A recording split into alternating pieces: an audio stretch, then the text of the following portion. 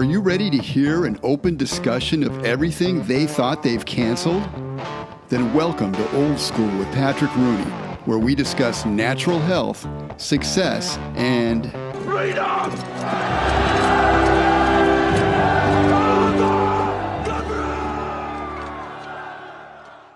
All right, Robert, welcome to Old School with Patrick Rooney, and we're doing this Godcast section. I think you're the perfect one to start this off. Normally we do natural health, success, and freedom. That's what Old School is all about. And it's still about that. It's always going to be, I think, about that. But there is this God element that's moving into it more and more. And that's what I want to start to cover. So anyway, welcome. Glad to be here. Happy birthday. Well, thank you. Thank you. Robert can we say your age? Yes, please. 67 years old. Years young. Yes, sir. Years young. And still yeah, you're still kicking. Yes, sir. Yeah, it's a miracle. Anyway, Robert's a great friend of mine. I met him through a church I was associated with for a long time. And we got to know each other through letters, through talking and all sorts of things. And I think within the last couple of years, whatever it is, whatever, we've been talking more and more. And it's so enlightening talking to this guy. And I've just learned so much about myself through his friendship. So I appreciate that, Robert. I want to tell you that, first of all.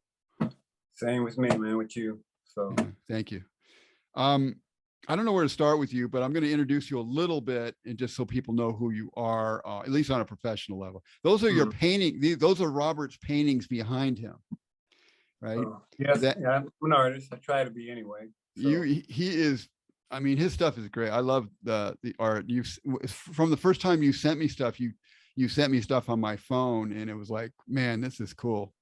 I can do like stick figures. That's about as far as I go. Thank God for it. But you have a talent, man. You're actually multi-talented. Not to puff you here, but you're really a multi-talented guy, because you do this artwork. These are portraits, basically. The oil, is that what that is? Yeah, that's watercolor and pencil, and the one on the right, the landscape, that's acrylic. Acrylic, okay. Right. And then you've done a lot of them, apparently, right? I mean, these are just two of the ones you've done. Right. I've been painting since I was in grade school. So yeah, and my mother used to, when we get home, we could not go out to play until we did something for at least an hour at the table, whether it be sewing, singing, reading. And that's at home?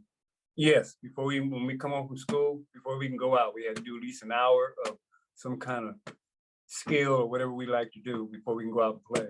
And that's from your mother told you that needed to be done? Right. Like I'm from 8 siblings, one brother and sisters, and all of them had different skills. One was good at seamstress, one was a piano player. Me and my brother were in the carpentry and tearing up stuff and putting it back together. So we had to at least do some of that before we can go out to play. That's cool.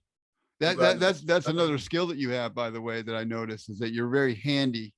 And this dude is fixing up his place. Like, you send me the pictures and stuff. I'm like, dang, yeah. would God please give me some more talents or skills or something? This is unbelievable. I just thank God that, my parents, my dad worked hard. He was in the Air Force for 21 years. So he was like a master sergeant. So between him and my mother, they just brought out whatever skills that they saw in us and focused in on it. And that's great. And even though we come home and didn't want to do it, we had to do it anyway. And Mama forced me to kind of do the art thing because she liked to do artwork herself. Had me paint, draw. And one of the things I did for a lot of was draw comic book characters. And that's how I got my skills and honed them. And went into ink, and then went into watercolor, and then went into oil.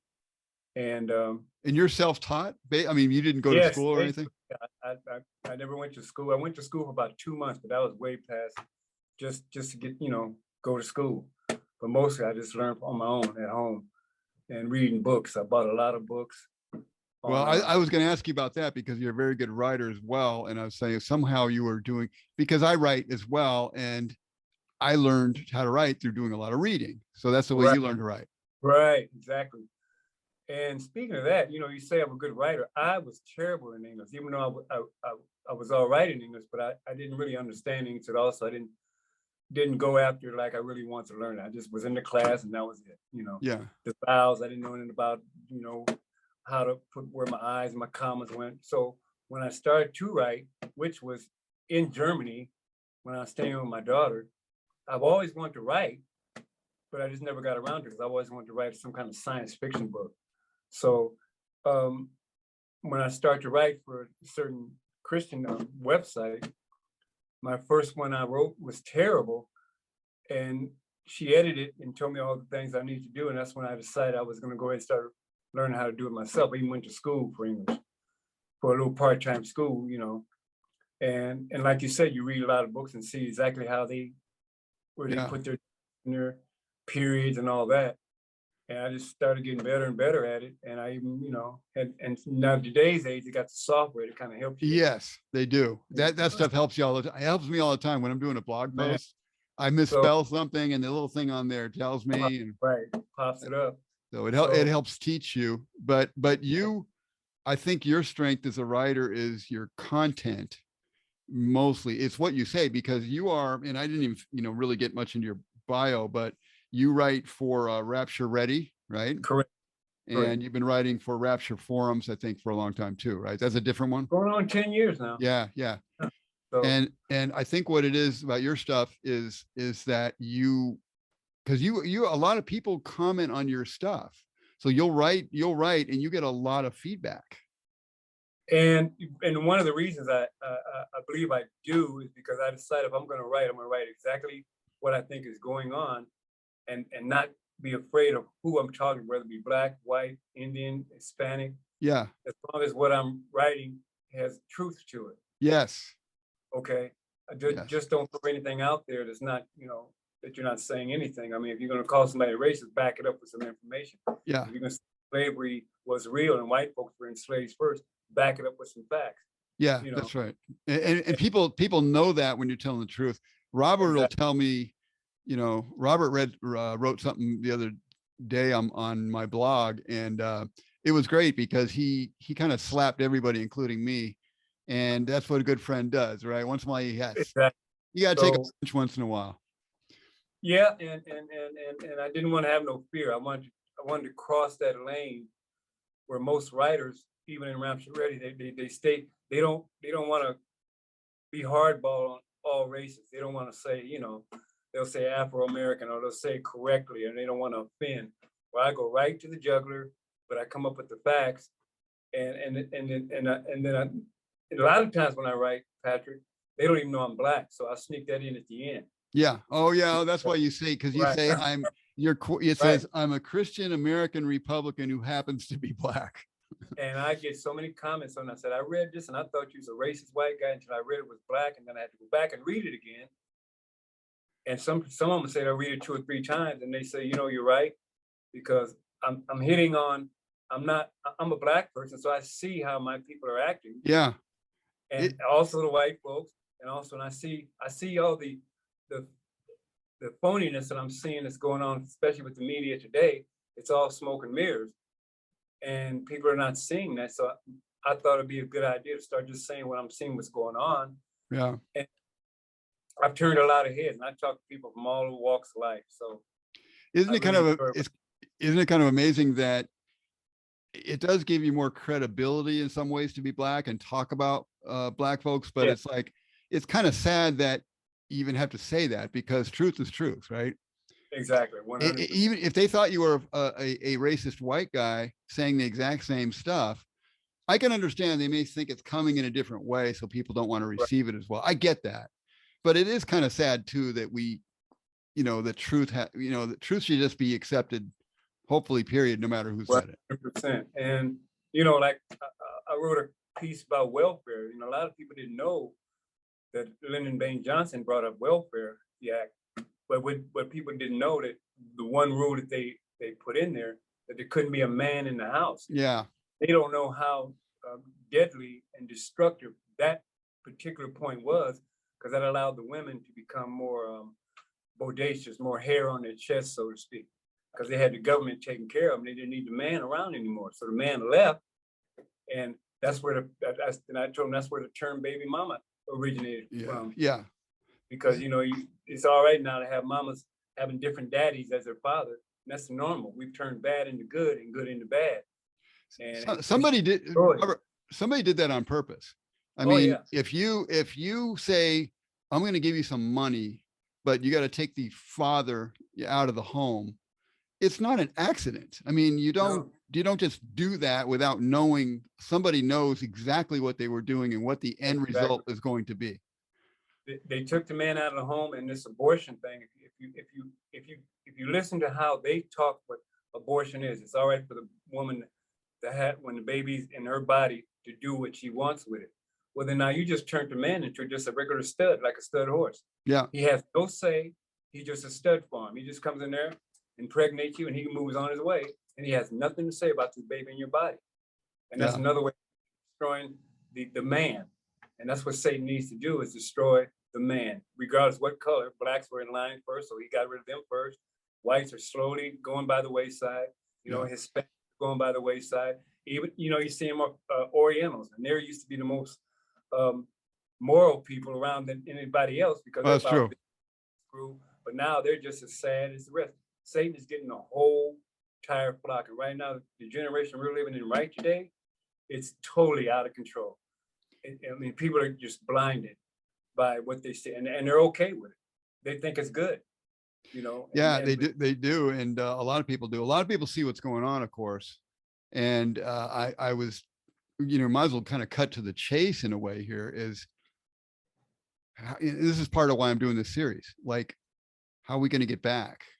How are we going to get back? And I want to kind of talk to you about, in your life, what happened in a way. Like, okay, you started out, you said your mother, you had good parents, basically, right? Well, yes and no. I would say yes, as far as what a mother's supposed to do, but my mother started me to drinking at age 16. Really? She used to buy, she was an alcoholic, a major alcoholic. And I think my dad was too, but he just didn't show it much. I used to find half pints around. Yeah. But he worked hard, just like I did. I mean, I didn't really care. We had one of the most beautiful homes in the neighborhood. We was in the papers, so he worked hard keeping the house. What do you mean? What do you mean you're with papers? What's that mean? Well, our house was so. Oh, so nice. Okay. They took pictures of it in the paper, and so we had the best house in the neighborhood. Okay. And my mom, she was like a Dr. Jekyll and Mr. Hyde. When she wasn't drinking, she was sweet. But when she started drinking, all heck broke loose. Okay. And at age 16, she would buy me a 24-pack of Big Mouth beer, and I drink that regularly, daily. Okay. Wait, so you're 16 years old? Yes. Not drinking at all at the time? Not drinking at all. And she just started buying you beer. Right. And so I started drinking it. I don't know what, it was tasty good, but it started my road into drinking, especially beer. And I didn't get introduced into marijuana until I was actually, I was in my 20s, 23, 24. I even introduced into marijuana. Okay. Well, so when your mom introduced you to beer, did your dad know that? Yes, they were separated at the time. Oh, okay. And the funny thing about that, back in the day, we had 8 siblings. The judge refused to give him a divorce because he was a father of 8 children from the same woman. He just basically told us, you need to go figure it out. You can have separation, but I'm not going to grant you the divorce for now. So they just separated, and he lived in LA and I lived in Pomona, which is about 30 miles apart with my mom. And when each of us got of age, when we started defending ourselves against our mom, she just, kicked us out one by one. So I went to go stay with my dad, and I got a job, part-time job, turned into a full-time job. And I was, a teenager, I was into partying. And I was introduced to marijuana, I think I was around 21.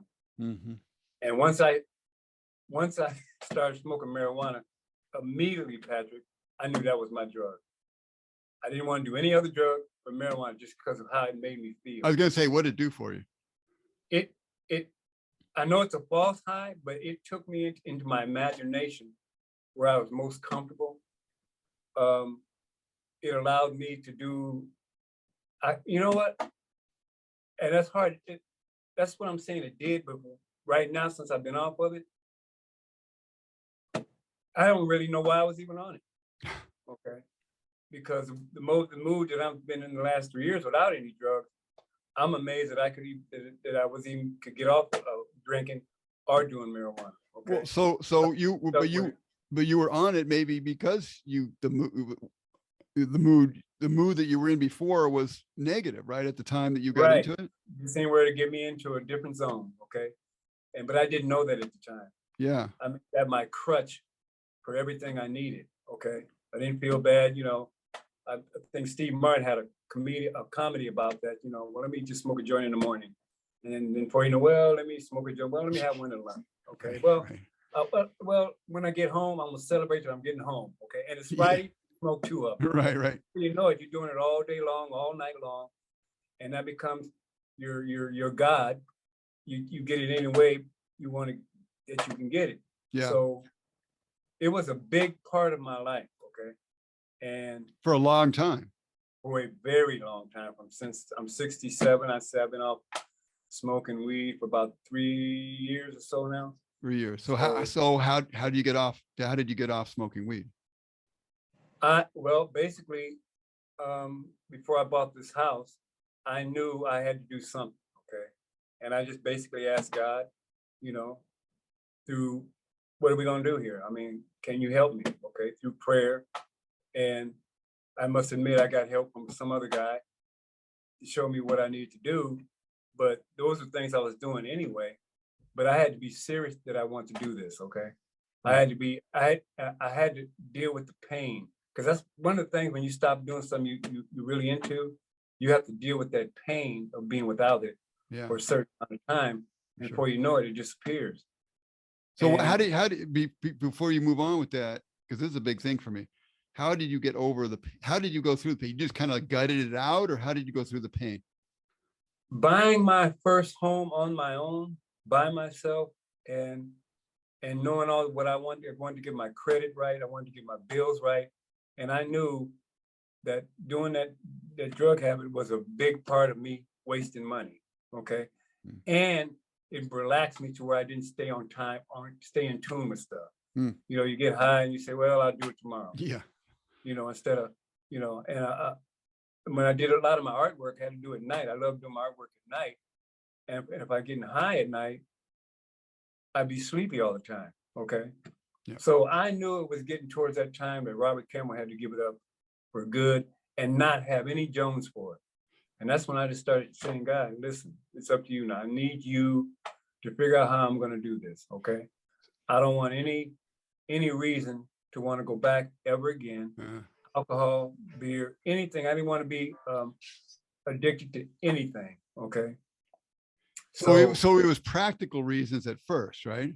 Yes. It was like you had a practical reason, the house, get your life together. Things were kind of screwing up. And your practical reason then became a spiritual ask for God to help you through this. Exactly. Because one of the things I said, God, I can't have this house and still do drugs and stuff at the same time. It's not going to work. Yeah. What do I want? What do I want more? Okay. And one day, I think within a week, 7 days, it was almost like, and I'm a guy that was smoking 2 blunts maybe at one sitting. Okay. Wow. How long does it take? I mean, I smoke a blunt. How long does that take to do? It must be like a 2-hour process or something? No, I would roll 2 blunts and drink coffee. I had to have coffee with my blunts. It used to be beer, but I stopped drinking alcohol but kept on doing the marijuana. Yeah. And I would roll 2 blunts, go out back. It would take me about 30 minutes to do both of them, drink the coffee, then come back in and watch TV or whatever.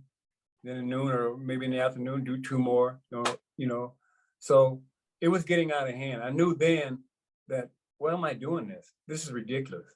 Okay. So was there any prayer involved or beyond just asking God, or was there anything like that? Or no? Twice a day. And you know which prayer I'm talking about.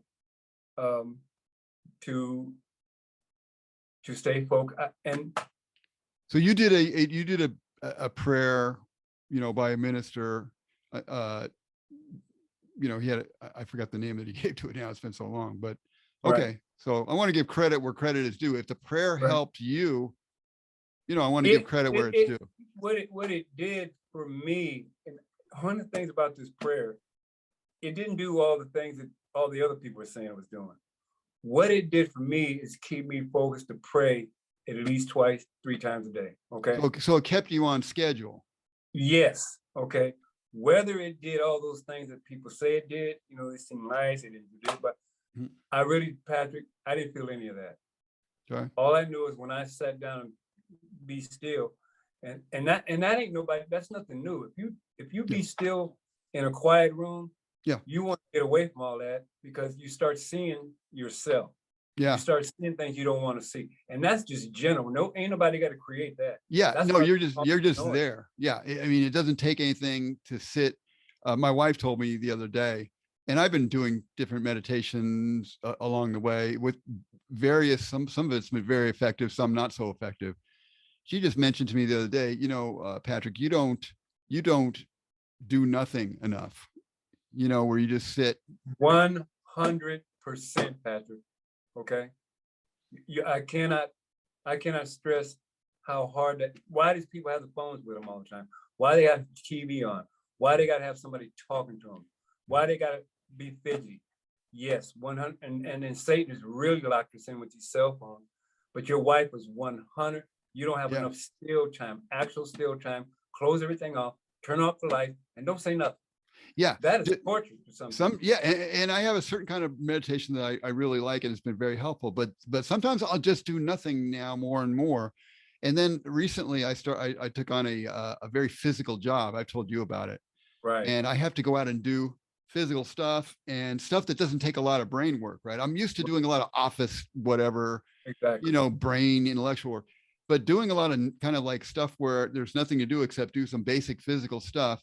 You're left with nothing but a bunch of thoughts. And I've had times where I'm just going, it's almost like you're going crazy. I'm just out there doing this work and I've got stuff just billowing out of me and thoughts be turned into judgments and this and that. I finally had to get to the point, and this is recently, I'm not saying this is a long time ago. This is recently. I'm just telling you guys this. I actually had to ask God, hey, God, please put some more peace in my life. Don't make it so where these thoughts are just so out of control or whatever. And he actually calmed it down. I asked him to do it and he did it. And he calmed them down to where it was manageable. I could go out and work with some fun to it, you know, without just being bombarded. And so I'm kind of working all this out. There's different ways to be still in a certain way. You know what I mean? There's some of them are the most basic. This is something else. And I just want to throw this in because you talked about work a lot too. I've noticed for me, because I didn't grow up working much physically. I was kind of a lazy kid. In the old days, people worked much more with their hands and that kind of thing. Very normal. We have made work a dirty word. They had a book many years ago called The 4-Hour Work Week. So what people are doing is trying to avoid work at all costs and get around work all the time. And God told us we're supposed to work by the sweat of our brow. That's one of the main commandments. Absolutely. And that saves our spiritual and mental and everything. And we have no idea the value we're getting out of work. It just blows my mind what I've got out of it. Yeah, you're absolutely right, Patrick, because this job that I have, when I first started, it was just a basic putting stuff on a pallet, simple stuff that anybody can do. Now, man, I got degrees and stuff, but I didn't look at it like that. Yeah. I looked at it as just a work with your hands, lifting boxes. It was just work, and I enjoyed it. Yeah. And it paid off, and that's why I would recommend, that job that you have. Don't look at it like it's a menial job. Yeah. Look at it, it's a job. You go there and it's the best. If you got whatever that job you're doing, you do it like it's the best thing you ever done. And you'd be surprised what people that you don't think is looking at you, say, man, this guy's enjoying it. So who want to do this job? But he's enjoying himself. Yes. About the work. Don't worry about what the work is. Just do the very best that you can. And that's why God will bless you and something else open up. It's just And this is what I've learned in the last. No, I was going to say, you know that because we've been talking about this. I know how you're moving forward with what you do in your work. You've been telling me lots of interesting stuff about how you're just doing the stuff and people around you, you know, it's threatening sometimes to other people who don't want to work, right? I have Black people now when I first got there, was doing the same old menial jobs every day, complaining. But when I got there and I started moving up and moved up quickly around them and never got mad, now they're starting to branch out. They're starting to move up into certain positions because they, you know, I told one guy, I said, man, what are you still doing the same job for 3 years? You're still on the line. When you complaining about you ain't got a fork truck, then go learn how to run on a fork truck. Yeah. Quit who was the white people in Mexico. Worry about yourself. Yeah. Okay, look at yourself. And now this one girl's moving up to be a quality control lady, and she's been there for 7, 8 years, okay? Doing the same old rap and sticking on pallets. And now she moved up and she gave me thumbs up today. Yeah. We kind of knew, you know. So that's really cool. That's right. So it is important when people see your walk, not your talk. Yeah. I was just going to say that. I didn't want to interrupt, but I was thinking that's what I want to be. That's what I want to see out there. I think we've had way too much talk. I mean, this is a talking show, so we'll let this talk go in. But you know, overall, we're having people tell us too many instructions. Even when they're telling us they're not giving us instructions, they're giving us instructions. Right. So we have one, you know, we have God, you know, we have the kingdom of heaven inside of us, right? We have a conscience. We have a moral compass. We know things. We just need to get back on it. But it's like, just show us, like, you know, just that's so powerful. It's like the same thing when you're growing up, right? Your parents show you they show you. That's what really counts. Not what they say to you. It's what they show you. And I want to get back to that so much in America and I guess worldwide. I really want to get back to that. You know, a lot of people are waiting on God, but God is waiting on you also, because we're all looking for this free ride. God help me. Well, why don't you help yourself? I set up everything, you know, just get out there and work and I'll do the rest. But you got to show some kind of interest yourself. Yeah.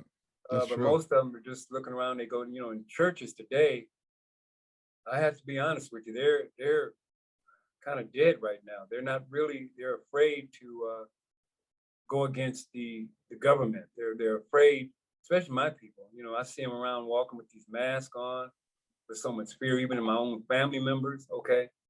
And they're in my, you know, my wife, you know, I got to bring her up. She's a minister and all that. And yet she's afraid. I could tell you a story when they were here, they're still here in town right now because they're stranded because my daughter says she's got the COVID. Okay. So, and she is strictly bought into the lie. Okay. She came to Indianapolis to go to a funeral of a good friend of ours that we've seen since he was in high school. They grew up together. He passed when he's 38 years old. And she was set up to go sing at the church. She takes her, she's got a couple of chests in the bedroom. She's staying with me. And my wife was in the kitchen talking, and she comes out there crying and says, Daddy, I have COVID. And I almost kind of smirked a little bit, but I caught myself. So really? I said, well, how do you know that? Because my test is positive. I said, well, you don't look sick. I said, well, why don't you go anyway? And that upset her because she said, well, Dad, you don't care about anybody. I said, no, it's just, you're feeling fine. So why say anything? Right. Just go. You sing your song.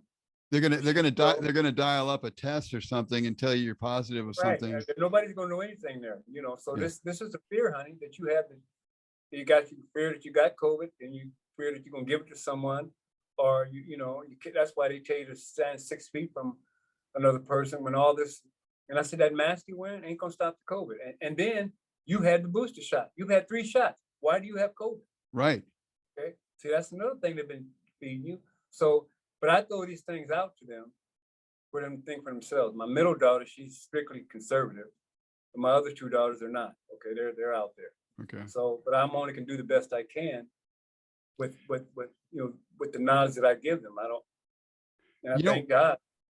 So. Yeah, you know, Yeah, I was thinking a little bit about your family as well, and I'd like to get into a little bit of, because you've been talking to me about this, when we talk, what is different about Robert Campbell today?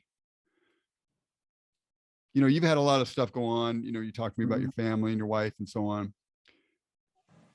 What is different about you now than was different about you before when things were going? Because you had a period of time in your family where it wasn't going right. I mean, right? So No. what led to that? Maybe we start with that. What led to it going off the rails to start with? Okay, when we're talking about the last 3 years, I think it was at the time where God knew I needed to really get right. Okay, but unfortunately, I was trapped in a world where everybody wasn't right. My wife, she's a minister. She was liberal. My daughters were liberal, except for the middle one, and I was just surviving this marriage. These last few years, this marriage just being there. I just played on my computer, got high, because my wife was not doing anything that I was asked of her. And I started to change my life around maybe 5, 7, maybe 10 years. I said, you know what, I'm gonna decide to get my credit right. I'm gonna do this. I'm gonna get a credit card, but I was gonna do it the right way. Do it the right way where a good person is trying to do it, not try to beat any corners. Yeah. Try to get all our bills lined up. But I kept bumping heads with my wife. She was a preacher and she wanted to compete. She did not like the idea of a man being over her. Okay. She had her own credit cards. She had her own checking account. And I just dealt with it. So let me get clear though. So when she didn't like a man being over her, were you a good man at the time or becoming one, or what was happening there? I was trying to become a better man, but my actions weren't showing it. Okay. I was still getting high. I was still into computer pornography and all that kind of stuff, doing stuff that made me comfortable. Okay. And I knew which also cut your moral authority with your wife, of course. Right. Okay. And right. So, and at the same time, I did what I had to do to keep the house going. I know my wife was depressed. I was depressed. All these things was going on, and they were coming to a head. Okay. I believe it came to a head when I decided we were going to move to California. And everything was peachy. I packed up everything. And as far as I'm concerned, me and my wife were doing all right. Everything was cool until the very day I got to California. Everything changed. We stayed with our oldest daughter, and within 2 months, she asked for a divorce, which stunned me because I had moved everything out there. Everything was good. Everything was put in storage, and I did all of it 100%. And I'm the type of guy, when I was staying with my daughter, I repaired all her stuff in the house that needed repairing, right, just because I was doing what I was good at, help paying my way. But my wife was steady getting distant and further from me for some reason. And I felt that since she was comfortable living with my daughter, that gave her the courage to say she didn't want me around anymore. I was going to stay. She didn't have to worry because the daughter and my son-in-law let her stay at the house. Oh, I see. Okay. So therefore, when she asked for the divorce, I'm stunned. And there's an old saying: when you split up, you get your army on your side to believe what you about me, and vice versa. But with me, when I decided to leave, I said, "Okay, you're not coming with me. I'm going to move back home," because we had money in the bank. We was going to try to get a home in California. But once I got to California, seeing the prices, I knew something wasn't right. This wasn't going to work. Yeah. So once she said she wasn't going to come with me, I got back on the road, Patrick, and headed east. And I went to Atlanta, stayed with my daughters and I've almost bought a house there, but I got turned down. And at that same time, I'm dealing. And the moment I left California and hit the desert, everything, it felt like God was watching out for me. Okay. Now, not that I was thinking it was God, but everything was kind of working out. Why do you think that was? I was worried about my Medicare, what am I gonna do about cash? I have a little money in the bank, would I be able to get a house? What am I gonna do when I get there? Am I gonna get an apartment? You know, what was getting ready to happen? The smooth ride from California to Atlanta was smooth, but dealing with my middle daughter, I was so angry that I kind of kicked myself out of there. Okay. But So why she did was, what I'm saying is why do you think it changed? Like God started working it out for you then? because the day I left, everybody stopped talking to me. Okay. Moe wasn't going to talk to me. My friends, one of my best friends that I worked with when I was in California before he met Donna, her name was Susan, and she was Juvie, a Mexican friend. He had passed, and so she remarried, and they stopped talking to me. Okay. I could not talk, but they could talk to my wife. I couldn't talk to my daughter. I couldn't talk to my son-in-law. So I started seeing God cutting off any avenue to talk to anybody. Yeah. I had to see myself. That was that quiet time I was telling you about. Oh, good. Okay. You drive across the desert by yourself. Yeah. You'll see what I mean when you can't pick up the phone and call nobody. I mean, I literally, God cut off everybody, even my friends here. Okay, we're all on Mama's side. Okay, even my pastor. I think I talked to him once, but it was like he wasn't going to take sides. Okay, it was all on me. Okay. So when I got to Grand Rapids, Indianapolis, I had to sleep in the car for like 30 days. But I could get a room, but I went to save the money to get a home. So I was working really hard to get a home, all on my own by myself, and at the same time not pick up the phone and call nobody. Okay? Yeah. Yeah. So once I finally got the home, the real quiet time really kicked in, because now I got this big old house and it's quiet and nobody. I'm talking all my daughters, they cut me off. I literally, Patrick, I think I probably talked to you and the realtor. Okay, that was it. That's it. That was it. And then Cal, my son-in-law, he had called every now and then, but he was just talking about how much he hated being with his mother-in-law because she was taking over and all that. So he did more complaining. Yeah. So quiet. So going to work every day was a blessing, because at least I got away from the house a little bit, but thanking God at the same time that he gave me this home. Yeah. And he gave it in such a fashion where I could fix it up the way, where I can use my skills and the price was right. Okay. Yeah. Yeah. And one of the things that my daughter said, they thought I was going to fail and my wife was going to make it. Really? Right. They actually said, I said, wow. They thought I was going to fail and my wife was going to make it, when it's just the opposite now. Opposite happened. And why did she? Well, I know why you made it, because of you had nothing else but God. That's what you're telling me. That's all I had. And why? And did she fail because she had too many bad inputs around her or something? And just for the sake that my wife might see this blog, and I'm glad, because I need to say it where perhaps she can understand.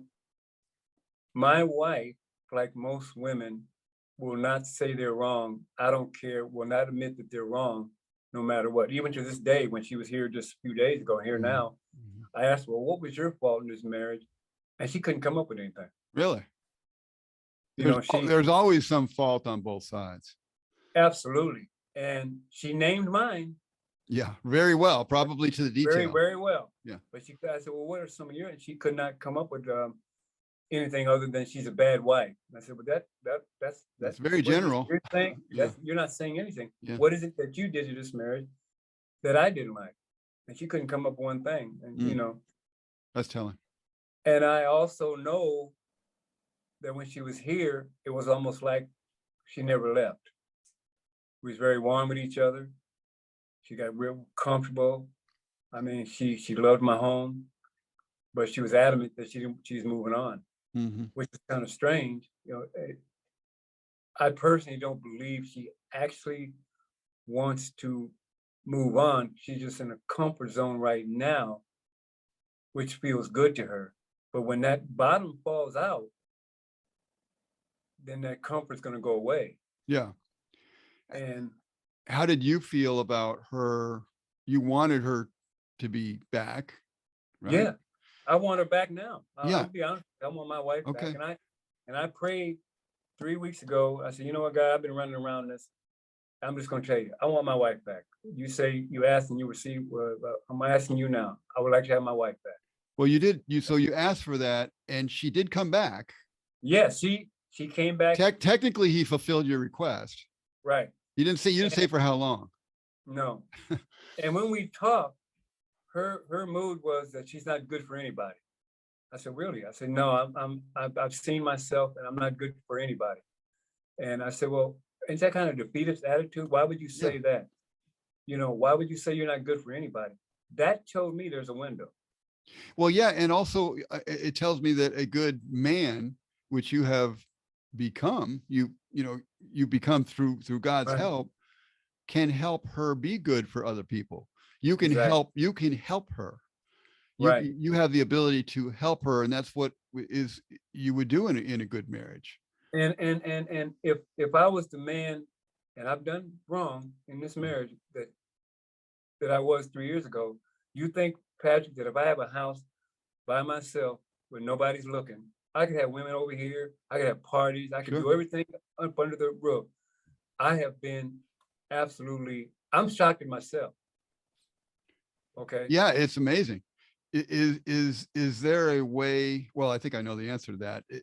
There's a way that your wife could come back and make it work, but it would have to be, she would have to be open the way you're being open. Because you admitted with her or others, like where you've gone wrong? Have you had that kind of like the talk? Oh yeah, there's one thing about my job. There's certain jobs you're sitting there looking at another guy all day long, so we get in conversations and you get to know these people. And I admit, yeah, I've done this, I've done that, So I believe when you openly say the stuff that you're doing and not keep anything under the carpet, okay, that helps you a lot. Yeah. And that's saying, you're supposed to hide. Why would you hide it? Adam tried to hide it and he didn't get away with it. Okay. Didn't get far. So why hiding it? You're trying to overcome it. Yeah, I found that the exact same. Obviously, I've gone through a lot of stuff, but I didn't really start getting better until I started admitting stuff to God, to myself, but sometimes to other people. Sometimes it's necessary to tell other people. And all that fuel, that ammunition that they have is not there anymore. Yeah, okay, well, you ain't saying that I already know. And right. Joe and Al didn't know. What are you saying? Okay, so what about you? What are you hiding? Right. So you said to your wife, you told her the way you weren't the right man you should have been. You'd probably talked, I guess, to your daughters as well. Right, absolutely. And your wife, you said, really didn't have anything to say back about what she did wrong. What about with your daughters? Did you get any good feedback from any of them? Yes. Especially when I was going to go through this marriage thing, she said she wanted a divorce, and she was supposed to file. 2 years passed and she didn't, so I said, I'll file. So believe it or not, I backed out of that just lately, because after I talked to her when she was here at the home, I'm saying, well, you know what, God, thank you for, and my middle daughter, I asked both of them, do you think I should go with the divorce or not? Now, my youngest daughter said, yeah, right away. Get it over with. Mm.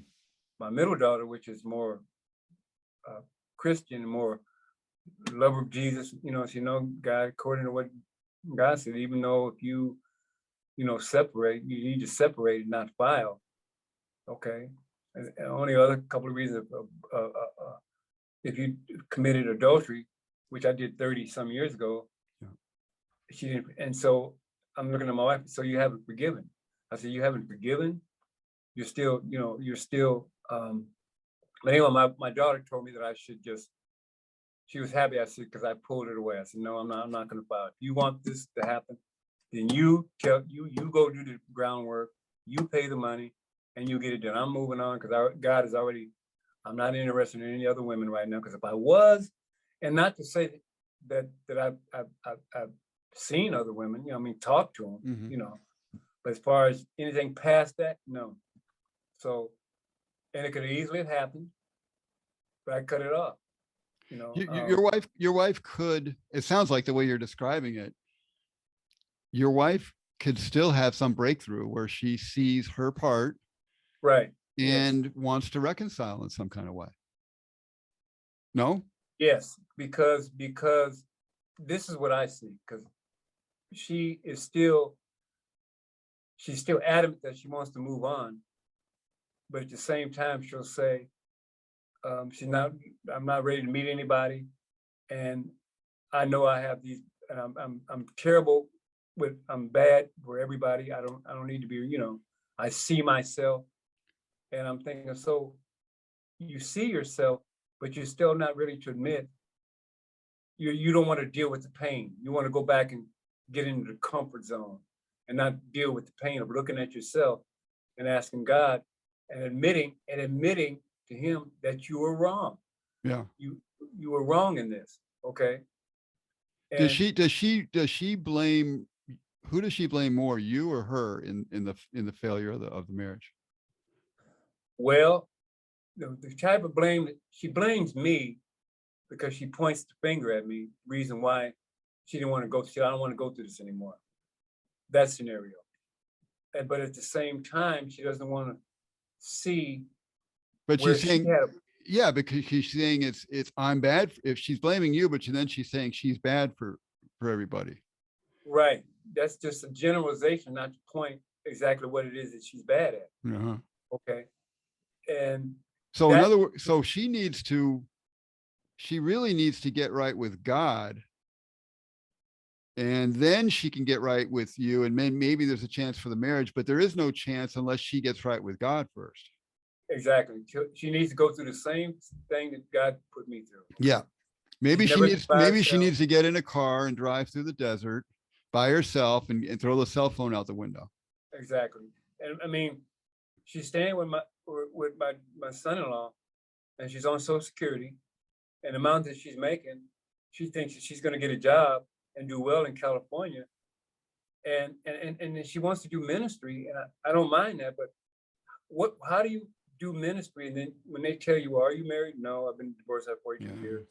I said, have you forgiven? No, I haven't forgiven yet. So how are you going to help another human being when your backyard is such dirty? And I heard a quote one day that someone sent me. The grass is greener on the other side, and the reason why it's not on your side because you didn't put enough water on it. Yeah. Okay. You need to put more water. So in other words, that's telling me put some more energy in your situation. Yes. See if it'll get better. But if you're just going to just take off and think it's going to get greener, it ain't going to get greener or any better. God ain't going. It ain't going to go away. Yes. God's going to still on the back of your shoulder say, okay, well, you thought just doing that is going to work. And my wife says she doesn't love me anymore. I said, well, right now, what's love got to do with it? You've been, we've been together for 42 years. You think you're going to do better with someone else? Or you're going to be an old maid, be by yourself? She may not understand what love actually is right now. No. She's expecting a emotional feel or something. There's a lot more to it than that when you've been with somebody for a long time.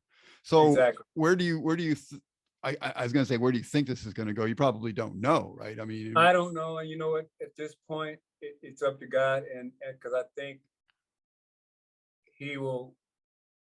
See, I thought I needed to get a divorce and have someone else fill that void. Yeah. No, I would love for that void to be filled, but I'm going to just continue the way I'm going and see where it goes. Okay. Yeah. Because if you, the window with my wife, she's saying she's done. Yeah. Okay. Well, you're saying that now, but what are you going to say when it really gets tough for you, And my son-in-law in Atlanta said it best. She lost her covering because I took care of my wife, even though I wasn't the best husband. I took care of my wife. She didn't have to cook, clean, fix anything. I was there. She didn't have to put gas in her car. She didn't even cook? She cooked, but it wasn't like when you come home and dinner's on the table and she's happy to see her husband and everything. Like when you come home and say, honey, your food's in the microwave. Not exactly. Okay. Yeah, I think women generally I'm going to sound like a Neanderthal, but hey, I think women generally that's the way God made women. They enjoy these types of things. They enjoy doing these things for their husband and for their family. Right. If they feel right in their relationship and everything's good, Right. I think they'll do that stuff with joy. Yeah. So I kind of I'm glad my parents, they taught us how to, cook, clean, wash machine, do all that, vacuum. So I knew how to do it. Because if it Would didn't get done, it wouldn't get done. And I kind of blame myself a little bit because I kind of made it too easy for my wife, so to yeah, speak, because I wanted to be comfortable and didn't want to lose my wife and all that. So yeah.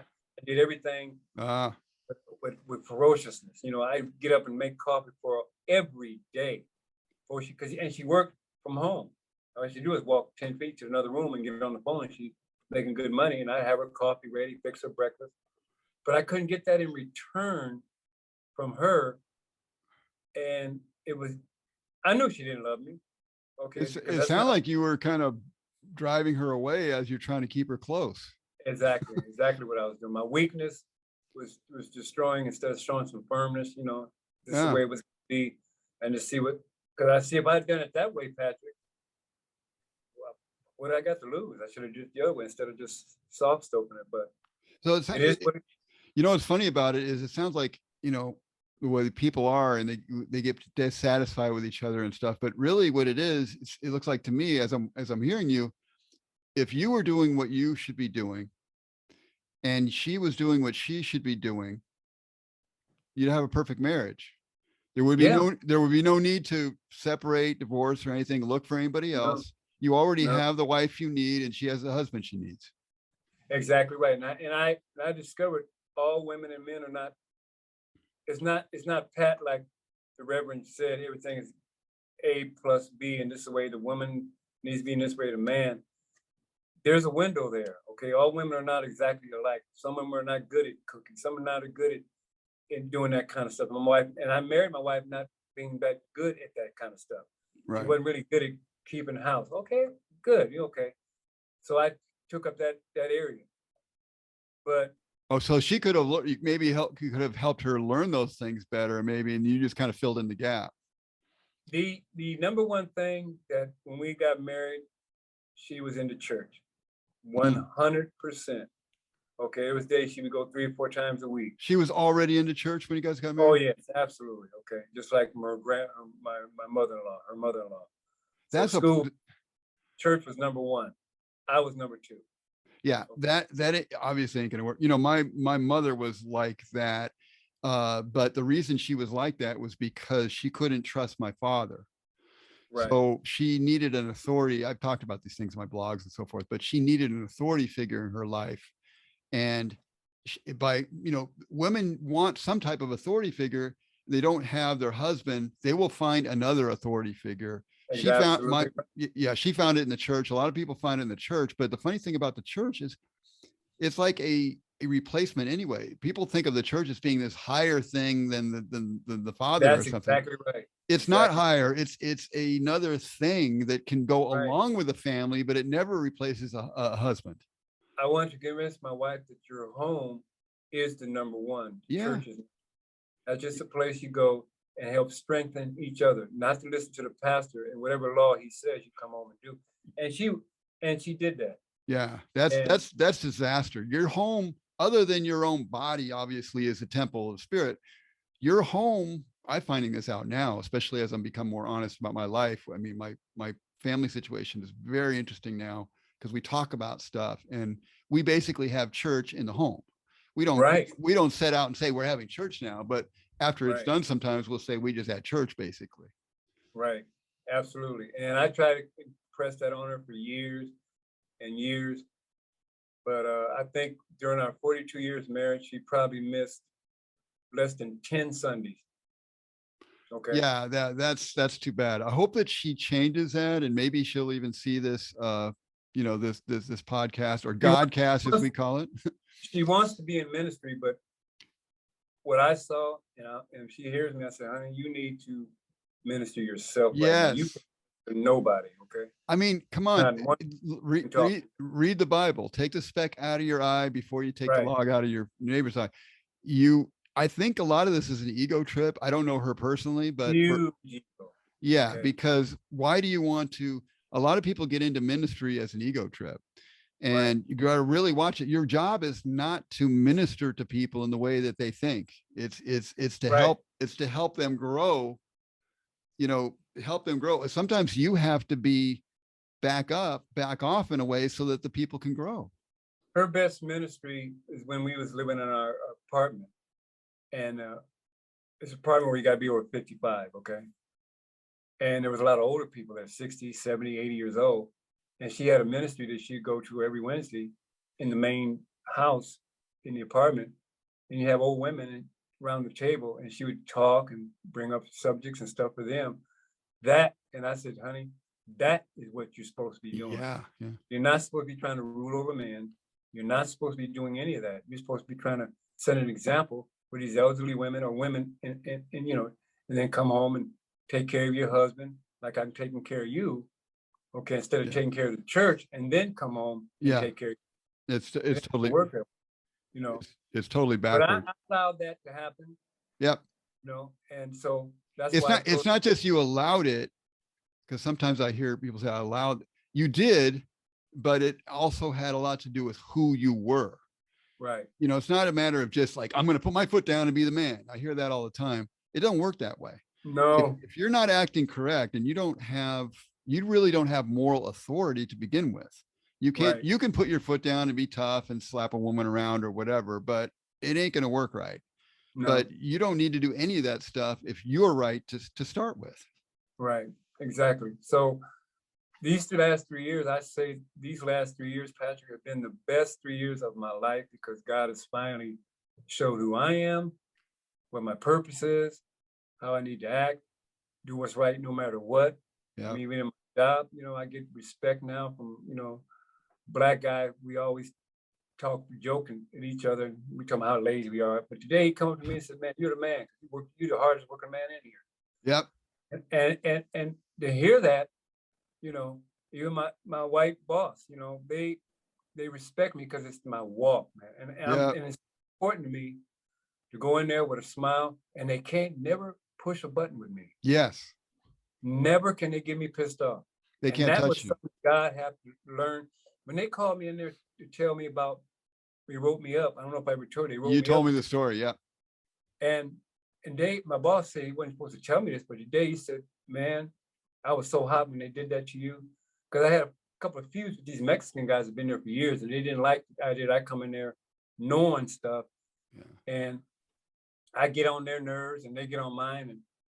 And so when they called me in, they was telling me, they gave me this accusation that I was talking all this God stuff. They were looking for me to go off and be. Yes. I said, oh, really? Okay, well, if I'm talking too much, I guess I need to quit now, don't I? And that blew them away, you know. And Dave said, man, I was thinking you was getting ready to go off. Nope. I was nowhere where they're going to push my buttons. I'm going to mess up this good job that God gave me. For Satan to come in there and mess it all up because of something I was glad they accused me of that, because they know I'm a solid walking guy. Yeah. Okay. Yeah. That was I ain't smoking, I ain't drinking, I ain't racing to get out in the parking lot to get high. I stay to myself. I do my little prayers, and I usually say a prayer all day long, you know, and say, thank you, Jesus, for this and that. And thank you, God, for everything, because everything I'm doing now, Patrick, had nothing to do with me. Not one thing I could say that Robert did. Wow. God didn't have my back. I believe that. In my old comfort, my own house, got brand new furniture. Everything I'm doing, I'm saying I'm in shock. Okay. I got credit cards that I couldn't get a credit card 6 years ago, but life depended on me. Okay. Yeah. They let me get out of here. You can't even get a dog biscuit and you want a credit card. So when I did my homework. I said, well, I'm gonna do it the hard way. I'm gonna do it the way God intended for everyone. Do it the right way. Yeah. Okay. And that's now great. Everything is going well. I mean, and even if things come up like a bill or bills or something happens stupid, you know, like I got locked out of my house a month ago, so I had to kind of break the door in, but that was give me an excuse to get a brand new door. There you go. I didn't get angry, man. I got to do something better next time. There was times, Pat, I'd be throwing stuff and getting mad and tearing up. I don't know what to tell you. I know what you mean. Okay. In And there. and so That's amazing, man. I have to cut off now because of time. I'm trying to Okay. keep these. It's about an hour right now, and I don't want to go too much been a further. blessing being here. And we'll have lots to talk about behind the scenes, and we'll have to do, more in the future. But this was a great introduction to my friend Robert Campbell. If people Thank you want to so much. reach you, I'll give them your email address, right? Please. I would love it. rdtcmttsa at mail.com. I'll That's have it on the screen too, right?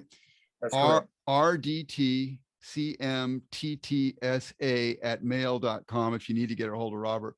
Robert, it is an honor, a pleasure to talk to you. It's an honor to call you my friend, man. It's I don't have a lot of like close friends, and I appreciate that, man. I can't believe that all of your close friends. Yeah, you're like right there, man. You're a guy I love to keep up with and hear from, and you've been an inspiration to me. So I just want to thank you. Thank you. And so have you, believe it or not. So have you. Thank you, man. So you're going through right now.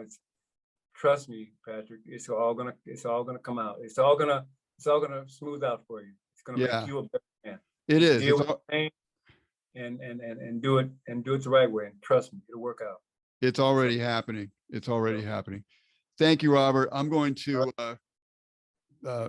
finish up here. So just thank you for being with me today. And I couldn't have asked for a better Godcast to start off with my friend Robert Campbell.